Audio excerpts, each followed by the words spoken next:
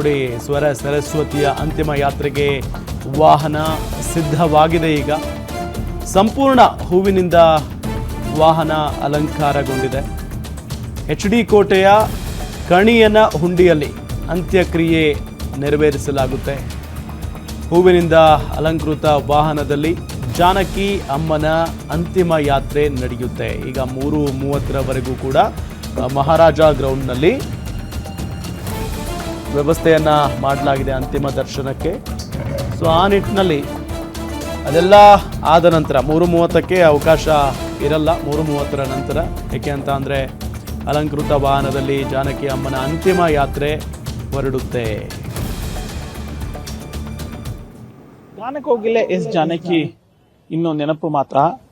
ತಾವು ಕಳೆದಂತಹ ಸುಮಾರು ಆರು ದಶಕಗಳ ಕಾಲ ಭಾರತ ಚಿತ್ರರಂಗದಲ್ಲಿ ತಮ್ಮದೇ ಆದಂತಹ ಒಂದು ಛಾಪನ್ನ ಮೂಡಿಸಿದ್ರು. ಎಲ್ಲಾ ಭಾಷೆಯಲ್ಲೂ ಅಂದ್ರೆ ಸುಮಾರು 48,000 ಹಾಡುಗಳನ್ನ ಹಾಡಿ ಇಂದಿಗೂ ಕೂಡ ನಮ್ಮೊಂದಿಗೆ ಅವರು ಇದ್ದಾರೆ ಅನ್ನುವಂತಹ ಒಂದು ಮಾತನ್ನ ಅವರ ಅಭಿಮಾನಿಗಳು ಹೇಳ್ತಿದ್ದಾರೆ. ಸೊ ಅವರ HD ಕೋಟೆಯಲ್ಲಿ ಅವರ ಅಂತಿಮ ದರ್ಶನಕ್ಕೆ ಬೇಕಾದಂತಹ ಸಿದ್ಧತೆಗಳನ್ನು ಕೂಡ ಈಗಾಗಲೇ ಮಾಡಿಕೊಳ್ಳಲಾಗಿದೆ. ಮೈದಾನದಿಂದ, ಮೈಸೂರಿನಲ್ಲಿರುವಂತಹ ಮಹಾರಾಜ ಮೈದಾನದಿಂದ HD ಕೋಟೆಯಲ್ಲಿ ಅವರ ಅಂತಿಮ ದರ್ಶನಕ್ಕೆ, ಅಂತಿಮ ಸಂಸ್ಕಾರ ಏನಾಗುತ್ತೆ ಆ ಒಂದು ಜಾಗಕ್ಕೆ ತೆಗೆದುಕೊಂಡು ಹೋಗುವಂತಹ ವಾಹನ ಈಗಾಗಲೇ ಸಿದ್ಧ ಆಗಿರುವಂತದ್ದು ನಾನು ನಿಮಗೆ ಈಗ ತೋರಿಸ್ತಾ ಹೋಗ್ತಾ ಇದ್ದೀನಿ. HD ಕೋಟೆಯ ಕಣಿಯನ ಹುಂಡಿಯಲ್ಲಿ ಈಗಾಗಲೇ ಅಂತ್ಯಕ್ರಿಯೆಗೆ ಸಕಲ ಸಿದ್ಧತೆಗಳನ್ನು ಕೂಡ ಮಾಡಿಕೊಳ್ಳಲಾಗಿದೆ.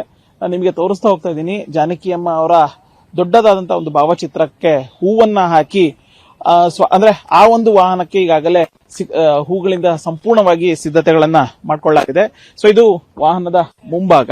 ಇನ್ನು ವಾಹನದ ಹಿಂಭಾಗ ಯಾವ ತರ ಇದೆ ಅನ್ನುವಂಥದ್ದನ್ನು ಕೂಡ ನಾನು ನಿಮಗೆ ತೋರಿಸುವಂತಹ ಪ್ರಯತ್ನವನ್ನ ಮಾಡ್ತಾ ಇದ್ದೀನಿ. ಅಂದ್ರೆ ಕಂಪ್ಲೀಟ್ ಗಾಜಿನಿಂದ ಇರುವಂತಹ ಈ ವಾಹನ, ಅಂದ್ರೆ ಇಲ್ಲಿಂದ ಸುಮಾರು ಒಂದು 25ರಿಂದ 26 ಕಿಲೋಮೀಟರ್ ದೂರ ಆಗತ್ತೆ.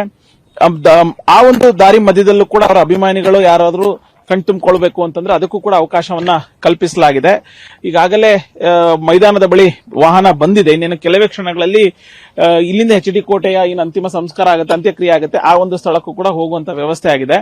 ಇಲ್ಲಿ ಕೇವಲ ಅವರ ಆಪ್ತ ಕುಟುಂಬ ಬಳಗ ಏನಿದೆ ಅವರಿಗೆ ಮಾತ್ರ ಇಲ್ಲಿ ಅವಕಾಶವನ್ನ ಕಲ್ಪಿಸಿಕೊಡಲಾಗಿದೆ. ಅಂದ್ರೆ 2ರಿಂದ 3 ಜನಕ್ಕೆ ಮಾತ್ರ ಆ ಒಂದು ಆಸನ ಇದೆ. ಸಂಪೂರ್ಣವಾಗಿ AC ಇರುವಂತಹ ಒಂದು ವಾಹನ. ಹಾಗೆ ಈ ಒಂದು ಡೋರ್ನ ಪಕ್ಕದಲ್ಲಿ 2 ಆಸನದ ವ್ಯವಸ್ಥೆ ಇದೆ. ಅಂದ್ರೆ 5ರಿಂದ 6 ಜನ ಮಾತ್ರ ಪಾರ್ಥಿವ ಶರೀರದ ಬಳಿ ಜೊತೆಗೆ ಈ ಒಂದು ವಾಹನದ ಒಳಗಡೆ ಇರಲಿಕ್ಕೆ ಅವಕಾಶವನ್ನ ಕಲ್ಪಿಸಿಕೊಡಲಾಗಿದೆ.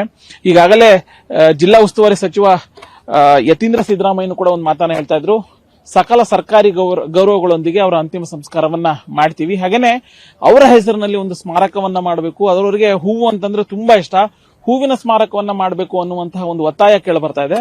ಸೊ ಸರ್ಕಾರದ ಜೊತೆಗೆ ಅಂದ್ರೆ CM ಜೊತೆಗೆ ಚರ್ಚೆ ಮಾಡಿ ಆ ರೀತಿಯಾದಂತಹ ಒಂದು ತೀರ್ಮಾನವನ್ನ ಕೈಗೊಳ್ತೀವಿ. ಯಾಕಂದ್ರೆ ಅವರು ಒಂದು ಮಾತನ್ನ ಹೇಳಿದ್ರು, ನನ್ನ ಕೊನೆಯ ಕ್ಷಣಗಳನ್ನು ನಾನು ಮೈಸೂರಿನಲ್ಲೇನೆ ಕಳಿಬೇಕು ಅನ್ನುವಂತ ಒಂದು ಇಂಗಿತವನ್ನ ವ್ಯಕ್ತಪಡಿಸಿದ್ರು. ಸೊ ಹಾಗಾಗಿ ಅವರ ಕೇರ್ ಟೇಕರ್ ಆಗಿದ್ದಂತಹ ಅವರಿಗೆ ಸೇರಿದಂತಹ ಸುಮಾರು 1.5 ಎಕರೆ ಜಾಗದಲ್ಲಿ ಅವರ ಅಂತಿಮ ಸಂಸ್ಕಾರ ಆಗ್ತಾ ಇದೆ. ಸೊ ಈಗಾಗಲೇ ಜಿಲ್ಲಾಡಳಿತದ ವತಿಯಿಂದ ಬೇಕಾದಂತಹ ಸಕಲ ಸಿದ್ಧತೆಗಳನ್ನು ಕೂಡ ಮಾಡಿಕೊಳ್ಳಲಾಗಿದೆ. ಸಕಲ ಸರ್ಕಾರಿ ಗೌರವಗಳೊಂದಿಗೆ ಅವರ ಅಂತ್ಯ ಸಂಸ್ಕಾರ ಆಗತ್ತೆ. ಅದಕ್ಕೆ ಬೇಕಾದಂತಹ ವ್ಯವಸ್ಥೆ ಈಗಾಗಲೇ ಸಂಪೂರ್ಣವಾಗಿದೆ. ಕ್ಯಾಮರಾ ಪರ್ಸನ್ ಅಜಯ್ ಜೊತೆ ಉಲ್ಲಾಸ್ ಕಿರವಸೆ, ಗ್ಯಾರಂಟಿ ನ್ಯೂಸ್, ಮೈಸೂರು.